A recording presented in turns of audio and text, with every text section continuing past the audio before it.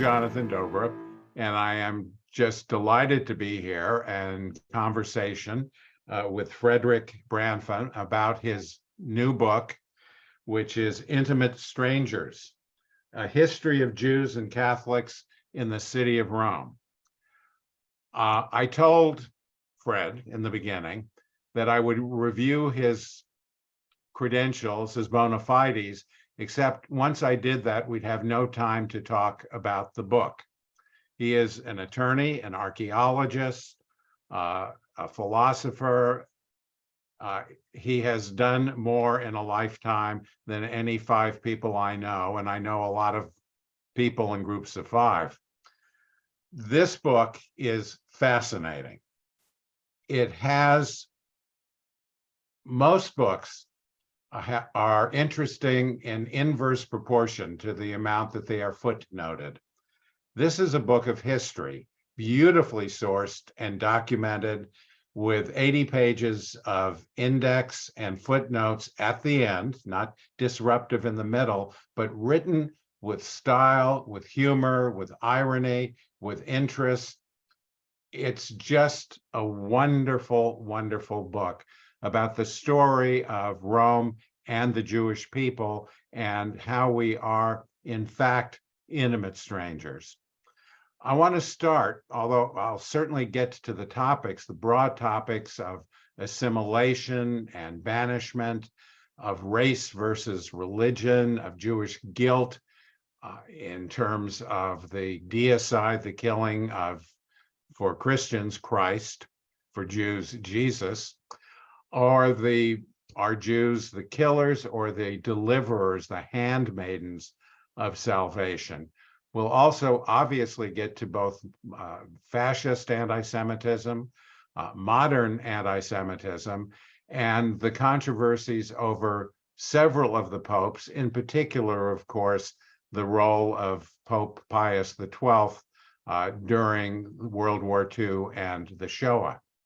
But I want to begin with what I found to be an interesting, ironic tidbit in the first third of the book, almost a throwaway line that I think shows the Jewish attitude of irony, but not denying reality, and ask you, Fred, to talk a little bit about how the Roman ghetto was called by much of the Jewish population at the time the Get. And Get was not short for ghetto. It meant something else entirely. And Fred, welcome. And would you expand on that? Yeah, I'd be happy to. And thank you so much for having me. And thank you, of course, for the lovely and gracious introduction.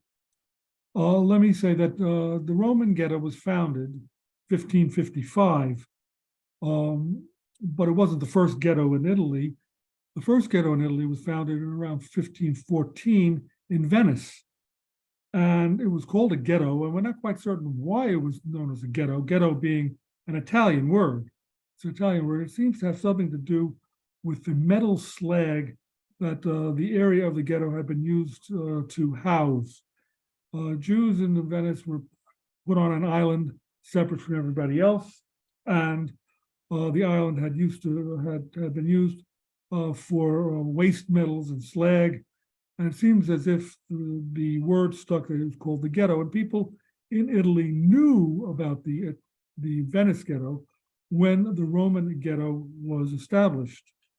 But the Jews in Rome conceived of their relationship to their confinement and their relationship to the church in a totally different way. They didn't conceive of themselves as cast-offs, throwaway as metal slag. They conceived of their relationship with the papacy and the Vatican as something like a family relationship, a marriage relationship even. And they talked about themselves being enclosed, first off, in a seraglio. We're parts of the Pope's harem now. The Pope is, just as an Oriental monarch keeps a harem enclosed, and keeps them out of touch with the world. We have been enclosed in a seraglio in order to keep us as the wives of the Pope. This, of course, was a joke. But then, because, of course, they knew about the ghetto in Venice, they went on to say at a certain point that the Pope has given us a get. The Pope has divorced us. A get is a bill of divorcement in Jewish legal law, legal custom. A man can divorce his wife by giving her a get. And so Jews said, the Pope has given us a get. We used to be his family, and now we're divorced. And that too was a joke. But that's how it's not the origin of the word ghetto, it's how they use the word ghetto to make fun of their situation. It's a very elegant pun. Yeah, yes. Well, let me go back to the beginning, having shown the irony of and cleverness of the Jewish population at that time. And you bookend the book with the story of the Arch of Titus, beginning with humiliation and ending with a kind of second march thousands of years later that redeems and reclaims it. Could you tell us about that? Yes, of course, thank you. So the Arch of Titus was built by his brother to glorify Titus and his deification because of the wonderful things he did, according to his brother, one of which was to destroy the temple in Jerusalem and put down the Jewish revolt in Judea. And Titus was very proud of this, and his brother was very proud. And they built this enormous arch upon his death, which on the interior of the arch has depictions of the destruction of Jerusalem and also the carrying of the temple treasures from the temple through the streets of Rome, including the temple menorah. And at the very top of the roof of the arch, there is a picture of Titus ascending to heaven to be deified along with Julius Caesar and Augustus, whatever. And this, of course, was considered by Jews who already lived in Rome and for generations later to be a true humiliation. It was during Roman times considered to be, a glorification of Rome, and then during Christian times, it was also an indication to Catholics that, look, see, Jerusalem was destroyed by the Romans because the Jews have been superseded by Catholics, and this was all predicted by Jesus, and all of this is also in the Arch of Titus.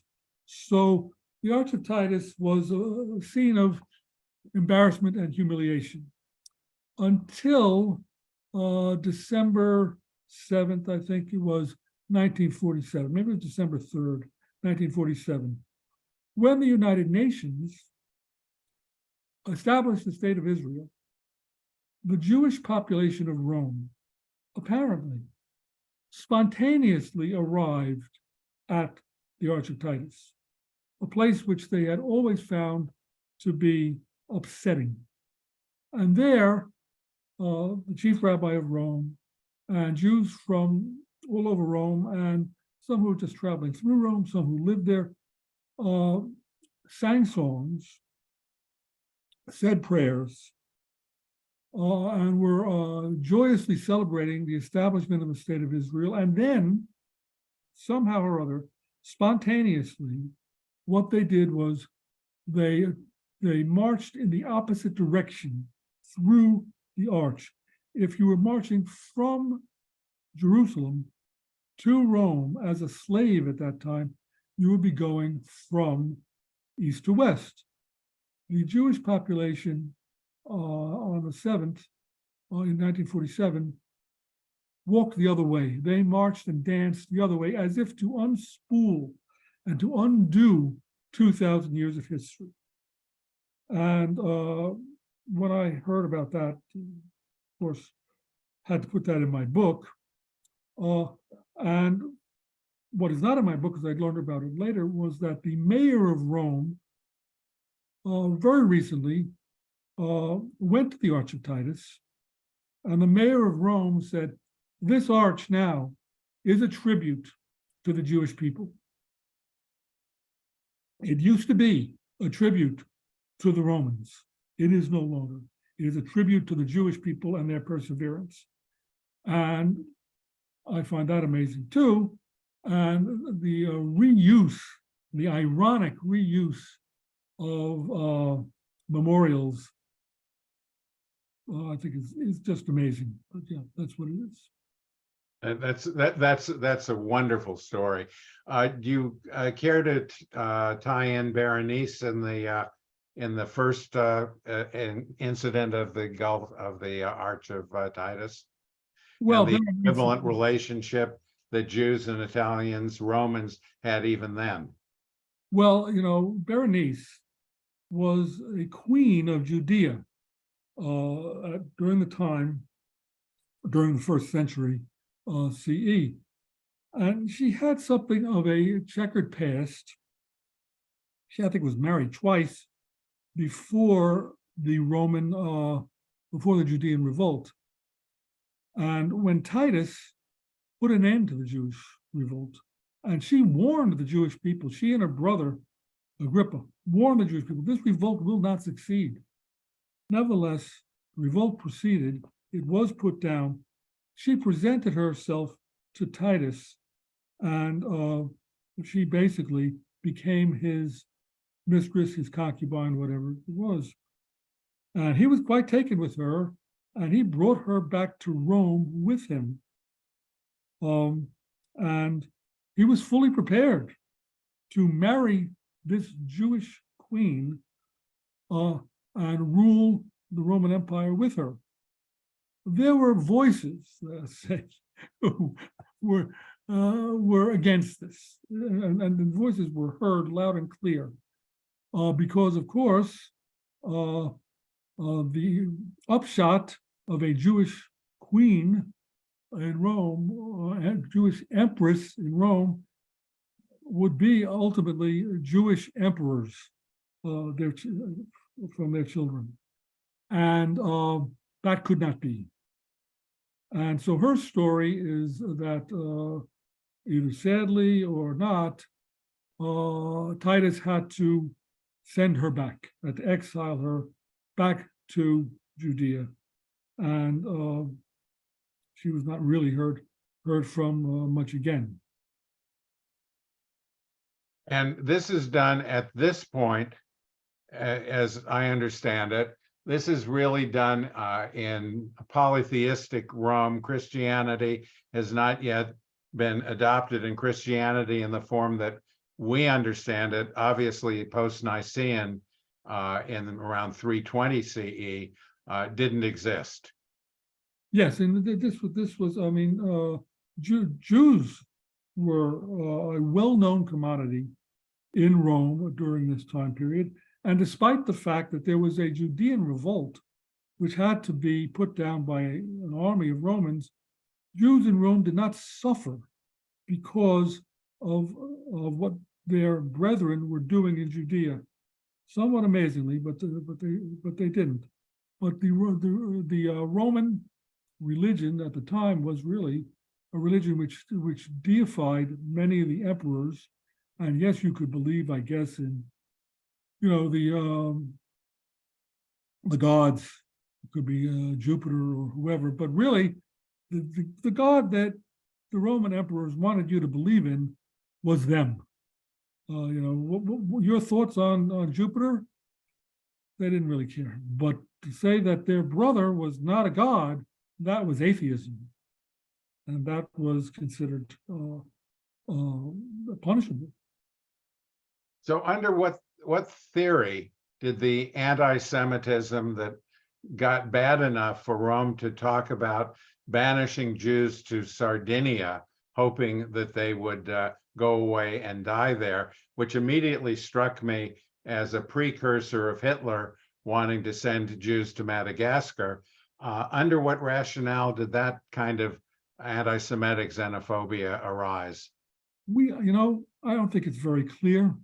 I think that you're right to compare it somewhat to Hitler, because although it is not entirely clear what Jews were doing, they were requiring this theory, sending them to Sardinia. It was thought that they were infectious. The Jews were infectious, like a disease of some sort. Probably they were converting people to Judaism. And there were people who were, of course, God-fearers, that is to say that they did not fully convert to Judaism, many because it was not clear what that meant to go from one religion to another. But people knew that they liked what Jews talked about. And among some people, this was spreading. It was infectious, was the word that they used. And they wanted Jews to be expelled and, taken as far away as possible, which for them then was Sardinia. It wasn't that far, and to cauterize the infection. It never happened, because these were factions of people who felt this way, but it was never a full-blown policy of any Roman government. Anti-Semitism, in the sense that we understand it, preceding the Christianization, official Christianization of Rome, at some point when Rome is Christianized, and again, it's pre-Nicaea, you get language about Jews being covered from the articles of salvation, and their very existence being a denial of the truth of what is really almost primitive Christianity. Yes, but as far as I know, there was that, but the atmosphere in Rome at that time was metropolitan, and yes, there was. Of course, we know that in the Roman Empire, there was virulent anti-Semitism coming out of Antioch, Damascus, places like that. But Rome itself had less theological anti-Semitism that I'm fully aware of. Yes. Well, do you see that before Constantine and before Nicaea? Or I guess I'm asking about, at what point is Rome Christianized enough for the anti-Semitism to shift from a race of foreigners to a religion and a denial of the salvation story of the Christians? Well, I think that when you get to Augustine and Ambrose, the two of them, and they have an argument, what do we do with the Jews? What do we do with the Jews? Because they are a denial of salvation. They are themselves, they are so wayward, so wrong in their beliefs that they are deserving opprobrium. And then you have what I believe was the argument between Ambrose. Ambrose just wanted Jews to be eliminated as much as possible, get rid of them, burn their synagogues. It's okay if you do that. He was a person who felt that there was no good could come from living next door to a Jew. Augustine, on the other hand, although he believed that Jewish beliefs were thoroughly wrong, believed that the presence of Jews was an example to people of what you could become if you did not believe in the salvation of Christ. In order to understand the full range of salvation and damnation to a certain extent, you had to have Jews in your midst. And I think these are the two positions that I'm familiar with. Well, and there's always this tension, both in your book and in modern history, with conversion and the lack of permanency, even of conversion, about whether they are seeing Jews as a race of people and subject to racial xenophobia, or deniers or a religion that denies their salvation story, which is to deny them the articles of salvation, which they in turn deny Jews. Yeah, well, for me, there was a third attitude towards Jews, which is more modern, and it's racial in a sense, but what it believes is that Jews are themselves manipulators of the world. They are they can be because of their beliefs, or they can be because of their race. But whatever they are behind the scenes manipulators, which are causing misery to everyone. And this goes back, of course, to, doesn't matter whether you believe that Judaism is a faulty belief system or Judaism is a race. If you believe that Jews are poisoning wells and are creating plagues, that is to me, the fulcrum around which a great deal of hatred revolves. And their existence is a criticism and an infection. The idea of Judaizing and seeking converts, apparently both in pre-Christian Rome and certainly in Christian times, becomes a death penalty case. Oh yes, that's for sure. But there was a time, apparently, and I've only read about this, but in Rome, in pre-Christian Rome, especially, when the understanding that you could change your religion, that you could make a decision and change your religion, was a difficult concept to elaborate on, to say, well, he's converted. Well, what does that mean, that he's converted or she converted? And of course, the person who has converted pretty much knows what it means. But from the outside, is that a possible transformation or not?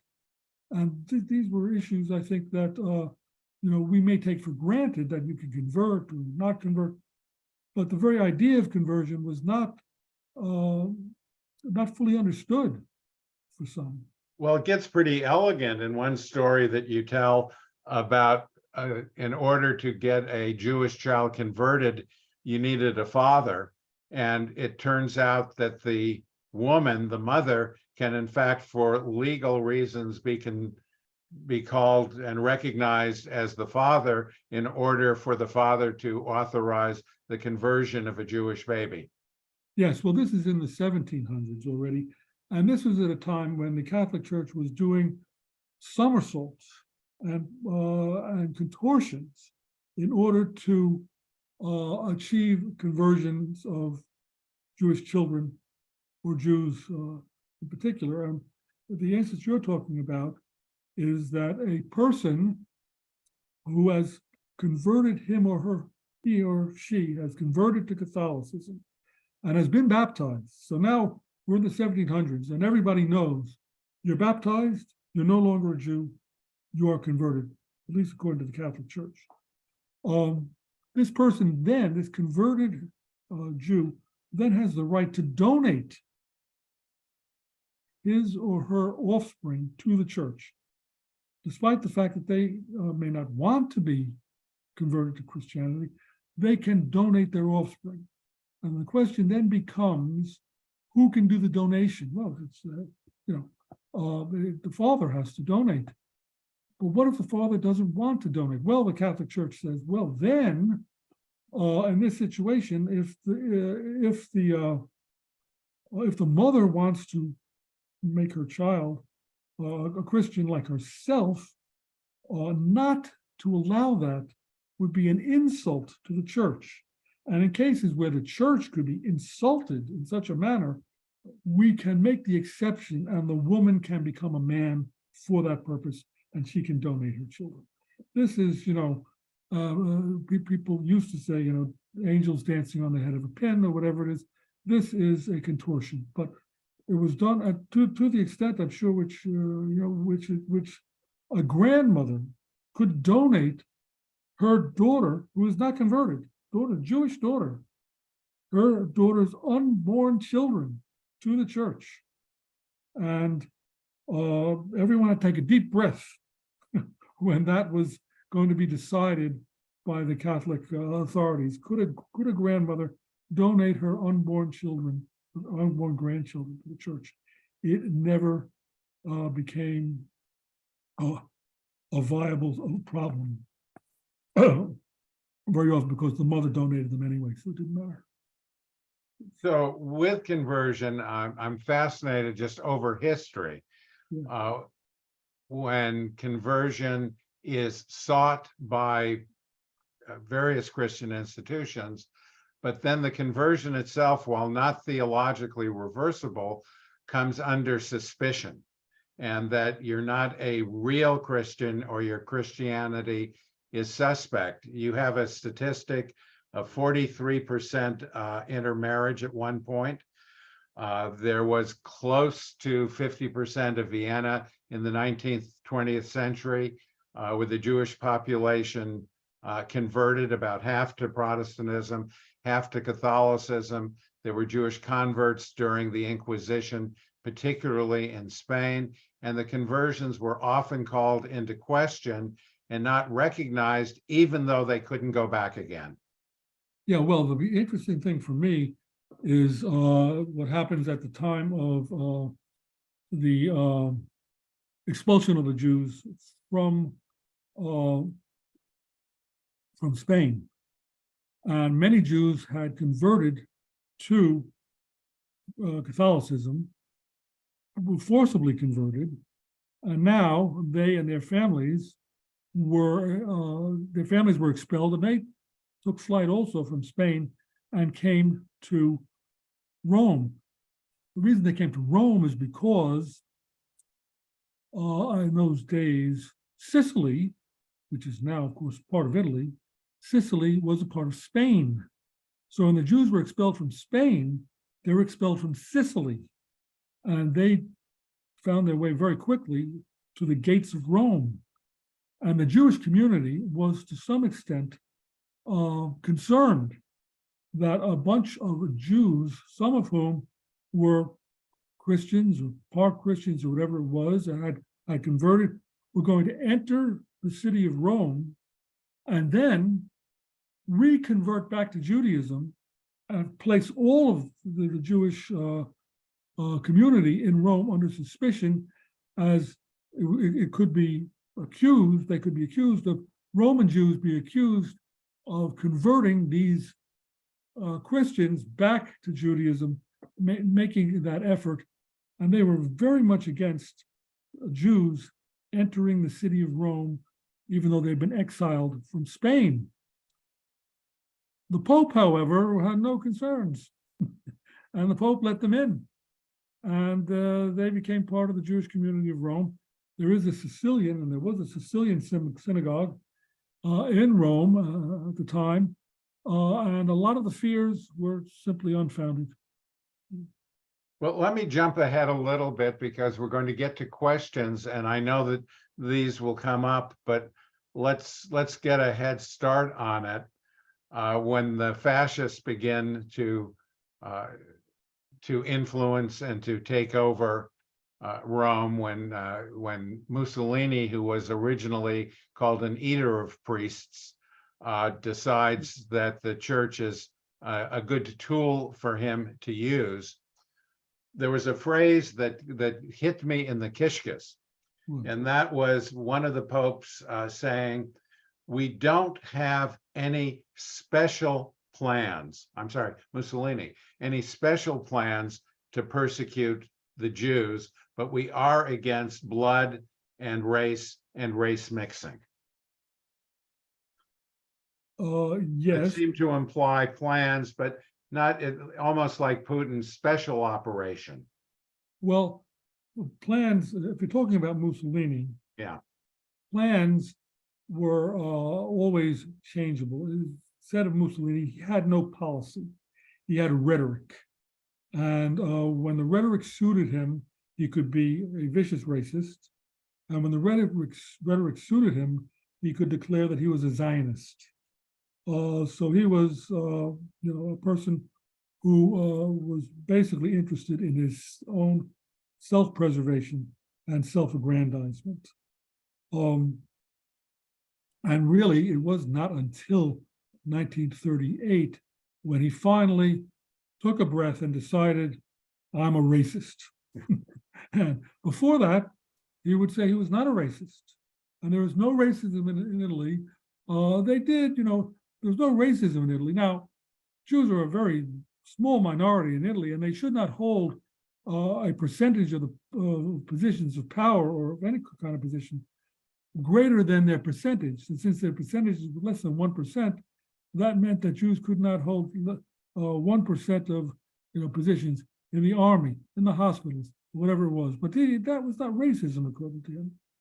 Finally, in 1938, he declared, yes, I am a racist. And he, in fact, wanted the Italian people to become racist and to become more racist than he thought they would be. And this became the basis of the racial laws, which were vicious and prevented Jews from living any sort of normal life in Italy, with the hope, of course, that they would emigrate. Yeah, the scope of persecution and deportation was obviously shocking, because we tend to have a different picture of Italians and in our hearts than in our heads than we do of Germans. But the extent of persecution during the Shoah is pretty extraordinary. But let's get to the subject before we go to the viewers' questions of the role of the various popes in terms of protecting or denouncing, and the various rationales for their behavior and or passivity towards the persecution of Jews in the 20th century. Yeah, well, I mean, I'll go to Pope Pius XII, because he's at the heart of the matter. His predecessor, there are all sorts of discussions about a secret encyclical that was going to be anti-racist or whatever it was. But if we get to Pius XII, he begins his papacy in 1939,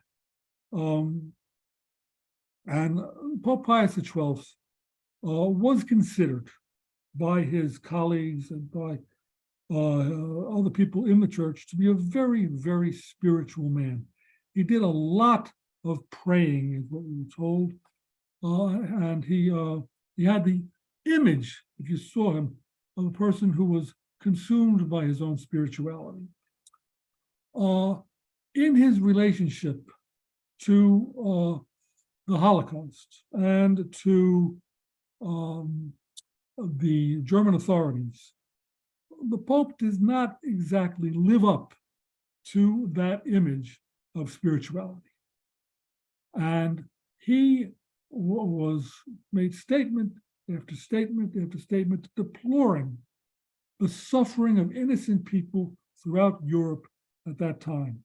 But he could never, ever utter the word Jew in that regard. He couldn't say the sufferings of Jewish people, the sufferings of Jewish children.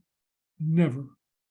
What he said repeatedly was that innocents were suffering, and it made him suffer too. Having said that, I can say that this appeared to be a well thought out policy on his part. this was not something that he was doing haphazardly, I don't think. It appears as if he felt he was walking a tightrope which he did not want to fall off of. He knew, because he had people in the Vatican who were taking refuge from the Nazis, he knew that Jews were being held in Catholic institutions all over Rome, all over Italy, and in Europe. And not only that, but that there were Jewish families in the Vatican who were being kept safe from the Nazis. And there is a thought, maybe it's not true, there's a thought that he felt that should he push Hitler or the Nazis on this issue and make an issue of the persecution of Jewish people and Jewish children, make that an issue publicly, he might be jeopardizing the Jews being sheltered in Catholic institutions, because he could not prevent Nazis from entering any church in the Third Reich, any church in France or in Poland, Italy, or in Rome, and taking people out and killing them, including the 70 families who were living in the Vatican with him. So it is possible that he had this thought. He never said it. We can't find it. And he had extensive writings, letters, whatever it is. Nothing. Zero. However, I have run across a statement by his nuncio to the government, the puppet government of Mussolini. He was established as a puppet in northern Italy by Hitler after 1943. And Mussolini wanted the Pope to recognize his puppet government, called the Salo Republic. And the nuncio to the Salo Republic could not be ambassador because the Pope did not recognize the legitimacy of that puppet government. But the nuncio was addressed by Mussolini's Secretary of State. Please recognize us. Please, give us your support. And the nuncio, not the Pope, the nuncio said, well, we must remain neutral. Because if we do not remain neutral in this and in other situations, there could be reprisals against innocent persons. And we are trying to avoid that. And that is the only statement I have ever found of a policy by the church to remain passive on the papal level in order to preserve lives. Now, one of our viewers wants to know, in general, what's the current attitude of Romans towards the Jewish citizens of Rome and the general attitude of the Italian population? Okay, well, first of all, the number of Jews living in Italy is tiny. 40,000 Jews in Italy. In Rome, 13,000 Jews in Italy. In general, the attitude is good. It's fine. They're comfortable. They have no complaints. The governments of Italy have been supportive. There was a terrible terrorist attack by Libyans on the synagogue of Rome some years ago. A 5-year-old child was killed. this was not Roman anti-Semitism. This was a terrorist attack, and people, rallied around the Jewish community at that time. As far as I can tell, the population of Rome and of Italy in general is comfortable with its Jewish counterparts, and the Jews are comfortable living in Italy. Having said that, And Pope Francis is particularly friendly with several of the rabbis. absolutely, especially the chief rabbi of Rome, Riccardo de Segni, and Pope Francis is quite interested in good relations with the Jewish community, publicly speaking.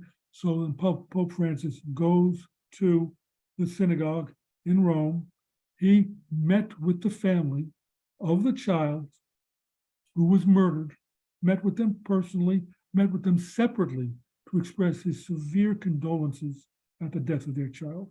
That sort of public act makes for good relations with the Jewish community. We've got about 5 minutes left, so let's do the lightning round. I've had several people ask, can you comment on James Carroll's book on Constantine's sword and how yours might be different? And thank you for a fascinating discussion. Okay. James Carroll's book, the difference between my book and James Carroll's book is that James Carroll's book is much better than my book. James Carroll's book is just a terrific book. I loved it. I found it an inspiration for my own writing. And of course, what it is about is he, as a Catholic, takes the church to task for its anti-Jewish and anti-Semitic policies. He is powerful about it. He is eloquent about it. And believe me, if you haven't read Constantine's Sword, run out and get it. Great book. There's a question here, and I was going to raise it earlier. Anonymous asks, been curious about Rabbi Israel Zoli and his conversion to Catholicism in 1945. What do you think motivated that at the time, briefly? Well, what people say what motivated time is that he was a convert out of spite. There are two different. I've read his biography, his autobiography, and apparently he was a person who he claims in his autobiography to have been devoted to Christ since he was a child, and he only converted after 1945. Only converted in 1945, but that he'd always been devoted to Christ. On the other hand, other people say that he was maybe devoted to Christ, but also when the Nazis entered Rome, he went into hiding and did not support the Jewish community. There were other rabbis in Rome who held synagogue services, who supported the Jewish community. Rabbi Zoli went into hiding. And when he came out of hiding, he wanted his job back. And when they wouldn't give him his job back, he wanted his pension. And the Jewish community said, we're sorry, but you're no longer the chief rabbi of Rome. You weren't, when the chips were down, you were not, and we're not giving you your pension. He converted. How should the Jewish community respond to the prospect that Pope Pius XII could become a saint? I think that the Jewish community must respond with, first of all, I don't know how I can speak for the Jewish community. Right. I think that with understanding, this is not a person I would necessarily have elevated to sainthood, but I wouldn't elevate anyone to sainthood. But the point is that he was also a person who presided over in Rome the salvation of half of the Jewish population of Rome. He did not do, as far as we can say, one thing to make that happen. But churches, monasteries, convents saved thousands of Jews in Rome, and he knew about it, and he certainly didn't stop it. And if you ask a Monsignor, a a sister in the convent. We got our instructions from the Pope. The Pope told us to save Jews. You ask them, where's the instruction to send you a letter? Nothing ever found. But they all believe that he did. And from their point of view, he should be sanctified because he helped save Jews. I have the last question is, are Italian Jews today concerned about the current rightward swing of the Italian government and the current prime minister, who has said things that seem to be vocally anti-Semitic? Yes, they are concerned. And the people who I speak to there have told me, frankly, they say that they don't believe that the supporters of this right-wing government, the percentage of supporters that they seem to have in the parliament or whatever it is, represents the percentage of anti-Semites in Italy. They don't like the government. They don't like the rightward swing, but they do not believe yet. Now, it's changed. They do not believe that the government would have support among their own supporters for anti-Semitism. That's what they say. So there's reason to end on a note of cautious optimism and hope. A little bit of problems with Italy's not recognizing during the Holocaust the special suffering of Jews, and the word Jew not being uttered, and also a lack of assumption of responsibility, which was the first reaction of Germany after World War II. But Germany then embraced its history. Italy doesn't seem to have done that yet, but I sense from you a hope that they're maybe on the way to a process of reconciling themselves to their history, both their actions and their inactions. Yes, well, you should sense also that I'm about to write about that, because indeed what happened in Italy, which did not happen in Germany, was that a civil war broke out in Italy, driving the fascists out, driving the Nazis out, but there were Italians who fought against fought on the side of the Nazis and the side of the fascists, even though it was clearly a losing cause at that point. They still did.